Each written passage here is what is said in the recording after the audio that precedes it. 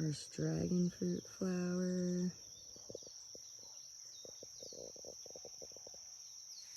There's more coming.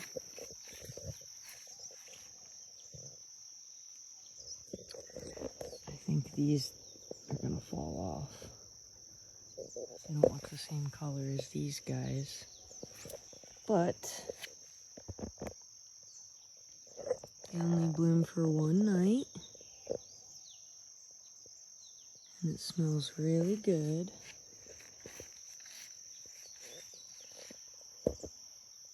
And if you are lucky enough,